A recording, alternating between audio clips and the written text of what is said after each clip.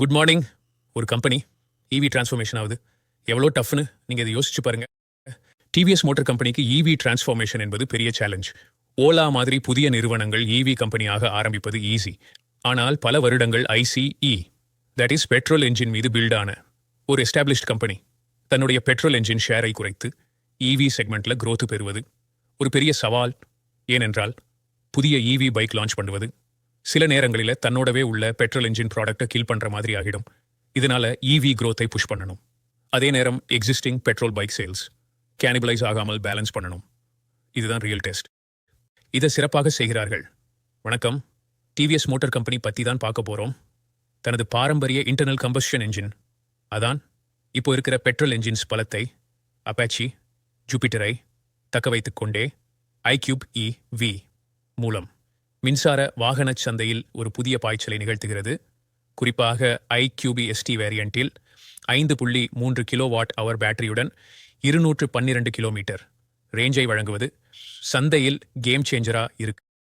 அவங்களோட subsidiary TVS credit services, இது ஒரு நல்ல பெரிய லாபகரமான ஃபினான்ஸ் பிஸ்னஸ். ஆனால் இதோட வேல்யூவேஷனை நிறைய பேர் சரியாக பார்க்கறது இல்லை. டிவிஎஸ் மோட்டார் கம்பெனிக்கு 4 உற்பத்தி ஆலைகள் இருக்கு. வருஷத்துக்கு 4 மில்லியன் 2 வீலருக்கு மேலே தயாரிக்கிற கெப்பாசிட்டி. நிறுவனத்தின் ஈபிட்டா மார்ஜினானது 6% 12.5% மேல் அதிகரித்துள்ளது.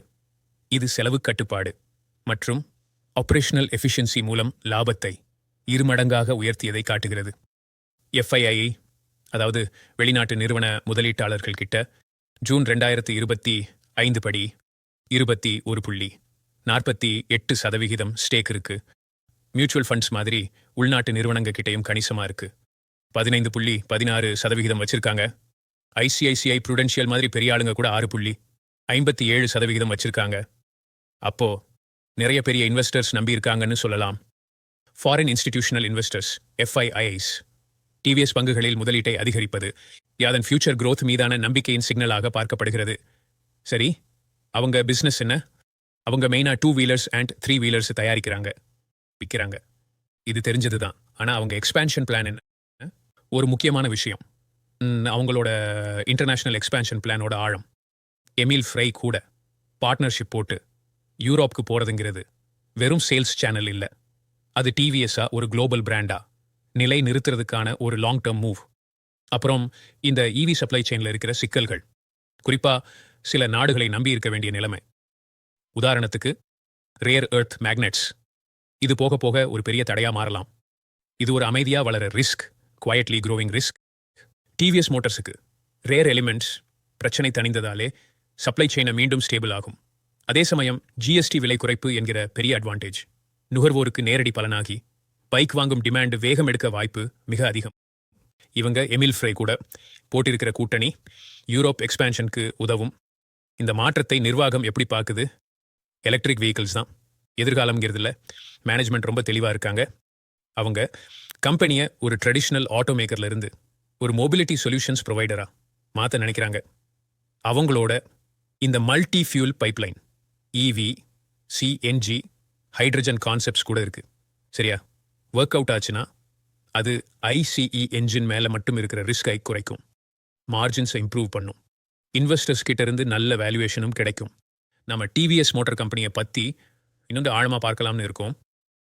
அக்டோபர் 2025 வரைக்குமான அவங்களோட லேட்டஸ்ட் ஃபைனான்ஷியல் ரிப்போர்ட்ஸ், இன்வெஸ்டர் பிரீஃபிங்ஸ், பொதுவான செய்திகள்னு நிறைய விஷயங்கள் நம்ம கிட்ட இருக்கு. ஸோ டிவிஎஸ் இப்போ எந்த நிலையில் இருக்காங்க? டிவிஎஸ் மோட்டார் இந்தியன் ஆட்டோமொபைல் மார்க்கெட்டில் ஒரு முக்கியமான பிளேயர். அவங்களோட சமீபத்திய செயல்பாடுகள், குறிப்பாக இந்த ஃபைனான்ஷியல் ரிசல்ட்ஸ் ரொம்பவே கவனிக்க வேண்டிய ஒன்று. இது ப்ரொஃபஷனலி மேனேஜ் பண்ணப்பட்டாலும் அந்த ஃபவுண்டிங் ஃபேமிலியோட கனெக்ஷன் ரொம்ப ஸ்ட்ராங்காக இருக்கு. இப்போ ஜூன் 2025 நிலவரப்படி பார்த்தீங்கன்னா promoter company TVS holdings limited கிட்டத்தட்ட 50.26% ஷேர்ஸை வச்சிருக்காங்க. இது என்ன காட்டுதுன்னா கம்பெனியோட நல்லது கெட்டதில்லை, அவங்களுக்கும் நேரடி பங்கு இருக்கு. அதாவது ஸ்டேக் ஹோல்டர் இன்ட்ரெஸ்டோட அவங்க அலைன் ஆயிருக்காங்கன்னு சொல்லலாம். ஓகே, அப்போ டாப்ல யார் இருக்காங்க? தலைமை பொறுப்புல ஒரு நல்ல மிக்ஸ் இருக்கு. அனுபவம் வாய்ந்த குடும்ப உறுப்பினர்கள், Venu Srinivasan, chairman emeritus and MD. அப்புறம் சுதர்சன் வேணு எம்டி இருக்காங்க.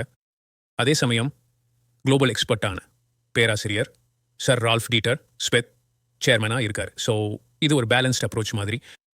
ப்ரொமோட்டர்ஸ் தவிர பெரிய இன்வெஸ்டர்ஸ் இன்டர்நேஷ்னல் மார்க்கெட்லையும் ஃபோக்கஸ் பண்ணுறாங்க. இது ஒரு மாதிரி டியூல் ஸ்ட்ராட்டஜி.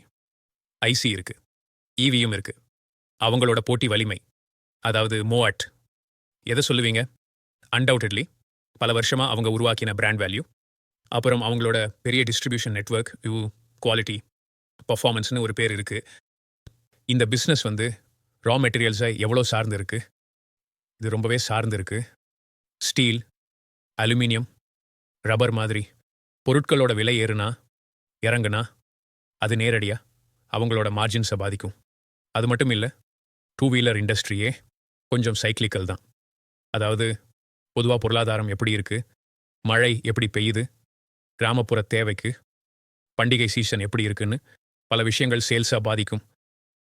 இறக்குமதி, குறிப்பாக சீனா மேலே ஏதாவது சார்பு நிலை இருக்கா? ஆமாம், இந்த ஈவி செக்மெண்ட்டுக்கு தேவையான சில பாகங்களுக்கு இறக்குமதியை நம்பி இருக்காங்க. ஈவி மோட்டரில் யூஸ் பண்ணுற மேக்னெட்ஸ் கிடைக்கிறதுல சில சவால்கள் இருக்குன்னு நிர்வாகமே சொல்லியிருக்காங்க. கரன்சி மதிப்பு மாற்றங்களோட தாக்கம் எப்படி? ஏற்றுமதி நிறைய பண்ணுறாங்க இல்லையா? ஆமாம், பெரிய எக்ஸ்போர்ட்டர்ஸ் அவங்க. அதனால டாலர் ரூபாய் மதிப்பு மாறினா அது வருவாயை பாதிக்கும். ரூபாய் மதிப்பு குறைஞ்சா ஏற்றுமதிக்கு நல்லது. ஆனால் இறக்குமதி பண்ணுற பாகங்களோட விலை கூடும். ஃபினான்ஷியல் இயர் 23ல மட்டும் ஏற்றுமதியில் சுமார் 4200 கோடி ரூபாய் வருமானம் வந்திருக்கு. சரி, நிதிநிலை பற்றி கொஞ்சம் விரிவாக சொல்லுங்க. சமீபத்திய காலாண்டு முடிவுகள் எப்படி இருந்துச்சு? ஃபினான்ஷியல்ஸ் இப்போ ரொம்ப நல்லா இருக்கு. சொல்லப்போனால் record breaking performance.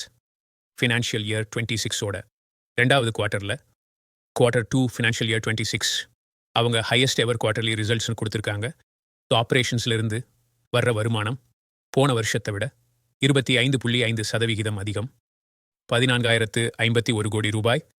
Net profit, அதாவது நிகர லாபம், 42% உயர்ந்து 733 கோடியாக இருக்கு. வாவ், நம்பர்ஸ் நல்லா இருக்கு. ஆனால் மார்ஜின்ஸ் எப்படி இருக்கு? விலைவாசி எல்லாம் ஏறுதே, மார்ஜின்ஸும் இம்ப்ரூவ் ஆயிருக்கு. ஆப்ரேட்டிங் ஈபிட்டா மார்ஜின் பார்த்தீங்கன்னா Q2 ஃபைனான்ஷியல் இயர் 26ல் 12.7% ஆயிருக்கு. இது போன வருஷத்தை விட 1% அதிகம். ரீசர்ச் அண்ட் டெவலப்மெண்ட் பற்றி சொன்னீங்க, எவ்வளவு இன்வெஸ்ட் பண்ணுறாங்க? இது வந்து ரிசர்ச் அண்ட் டெவலப்மெண்ட் இன்டென்சிவான ஒரு ஸ்டாக். ஃபைனான்ஷியல் இயர் 25ல் மட்டும் ரிசர்ச் அண்ட் டெவலப்மெண்ட்டுக்கு 1025 கோடி செலவு பண்ணியிருக்காங்க.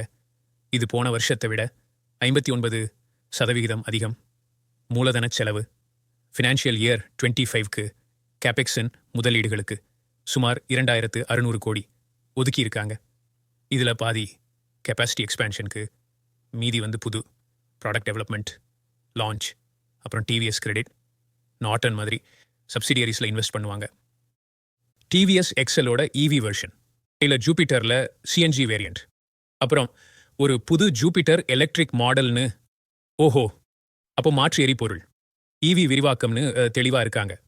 நிறுவனத்தோட ஒட்டுமொத்த வியூகம் என்ன? எதிர்கால திட்டங்கள் பற்றி நிர்வாகம் என்ன சொல்கிறாங்க? மேனேஜ்மெண்ட் வந்து 3 முக்கிய விஷயங்களில் கவனம் செலுத்துகிறாங்க. 1, இவி லீடர்ஷிப். ஐக்யூபி தாண்டி ஆர்பிட்டர் மாதிரி புதுசாக கொண்டு வந்து இவி போர்ட்ஃபோலியோவை பெருசாக்கணும், உற்பத்தியை அதிகப்படுத்தணும். 2வது ப்ரீமியமிசேஷன், அதாவது அதிக லாபம் தர ப்ரீமியம் பைக்ஸ், ஸ்கூட்டர்ஸ் மேலே கவனம் செலுத்துறது. 3வது international expansion. Asia, Africa, Latin America மாதிரி ஏற்றுமதி சந்தைகளில் அவங்க மார்க்கெட் ஷேரை அதிகரிக்கணும். நிர்வாகத்தோட இப்போதைய மனநிலை எப்படி இருக்கு? ரொம்ப பாசிட்டிவா? ஆமாம், Q2 ஃபினான்ஷியல் இயர் 26 ரிசல்ட்ஸ்க்கு அப்புறம் நடந்த காலில் பார்த்தீங்கன்னா மேனேஜ்மெண்ட் ரொம்பவே கான்ஃபிடென்ட்டாக பாசிட்டிவாக பேசினாங்க. ரெக்கார்ட் சேல்ஸ், ப்ராஃபிட் எல்லாம் வந்ததுனால அவங்க ஸ்ட்ராட்டஜி மேலே அவங்களுக்கு நல்ல நம்பிக்கை இருக்கு. உள்நாட்டிலையும் ஏற்றுமதியிலையும் இண்டஸ்ட்ரியை விட நல்லா பண்ணுறோன்னு சொல்கிறாங்க. எல்லாம் நல்லா இருந்தாலும் என்னென்ன ரிஸ்க்ஸ் இருக்கு? இந்த பங்கை வாங்குறதுல முதலீட்டாளர்கள் எதை கவனிக்கணும்? ரிஸ்க்ஸ் இல்லாமல் இல்லை, சில முக்கியமான விஷயங்கள் இருக்கு. 1, பயங்கரமான போட்டி. 2வது இந்த ரா மெட்டீரியல் விலை ஏத்த இறக்கம், சப்ளை செயின் பிரச்சனை. ஸ்டீல் பை அலுமினியம் விலை மாறினா லாபம் அடிவாங்கும். குறிப்பா ஈவிக்கு தேவையான மேக்னெட்ஸ் மாதிரி பாகங்களுக்கு சப்ளைல பிரச்சனை வரலாம். நிர்வாகமே இதை ஏத்துக்கிட்டாங்க. 3வது எக்கனாமிக் சென்சிட்டிவிட்டி. டிவிஎஸ் சேல்ஸ் பொருளாதாரம் எப்படி இருக்கு, மக்கள் மனநிலை எப்படி இருக்குங்கிறத பொறுத்தது. பொருளாதாரம் டல் அடிச்சா சேல்ஸ் குறையும். இங்க ஏதாவது சுவாரஸ்யமான தியரிஸு, அதாவது கோட்பாடுகள் பொருந்துற மாதிரி தெரியுதா? சிலது இருக்கு.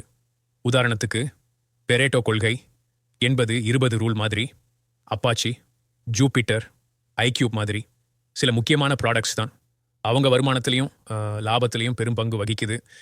அப்புறம் நெட்வொர்க் எஃபெக்டும், அவங்களோட பரந்த சேல்ஸ் அண்ட் சர்வீஸ் நெட்வொர்க் ஒரு பெரிய பலம். லிண்டி எஃபெக்ட் பற்றி யோசிக்கலாம். 100 வருடங்களுக்கு மேலே இருக்கிற ஒரு பிராண்ட் டிவிஎஸ் இவ்வளவு காலம் நிலைச்சு நிற்கிறதுனால அது மேலே ஒரு நம்பிக்கை வருது. மேத்யூ எஃபெக்ட் கூட சொல்லலாம். ஒரு பெரிய கம்பெனியாக இருக்கிறதுனால அவங்களால R&Dலையும் மார்க்கெட்டிங்லையும் நிறைய செலவு பண்ண முடியுது. அப்போ மொத்தத்தில் டிவிஎஸ் மோட்டார் ஒரு இன்ட்ரெஸ்டிங்கான ஸ்டேஜில் இருக்கு. ஒரு பக்கம் பார்த்தா ரெக்கார்ட் ஃபினான்ஷியல்ஸ், ஸ்ட்ராங் பிராண்டு, ஈவியில் ஒரு நல்ல ஸ்டார்ட். இன்னொரு பக்கம் கடுமையான போட்டி, சப்ளை செயின் ரிஸ்க்ஸ், அவங்களோட ட்ரெடிஷ்னல் ஐசிஇ பலத்தை யூஸ் பண்ணிக்கிட்டே ஈவி எதிர்காலத்துக்கு வெற்றிகரமாக மாறணும். அவங்களோட இன்டர்நேஷ்னல் எக்ஸ்பேன்ஷனும் இந்த மல்டி ஃபியூல் ஸ்ட்ராட்டஜியும் லாங் டேர்மில் ரொம்ப முக்கியமாக இருக்கும். சரி, இப்போ நாங்கள் பகிர்ந்துகிட்ட இந்த தகவல்களை வச்சு டிவிஎஸ்எஸோட இந்த வெற்றி பயணம் இப்படியே தொடருமா, இல்லை இந்த எலக்ட்ரிக் வாகன புரட்சியில் தொடர்ந்து முன்னிலையில் நிற்கிறதுக்கு அவங்க அடுத்து என்ன செய்யணும்னு நீங்கள் நினைக்கிறீங்க? இது நீங்கள் கொஞ்சம் யோசிச்சு பார்க்க வேண்டிய கேள்வி. அடுத்த ஆலோசனையில் சந்திக்கலாம்.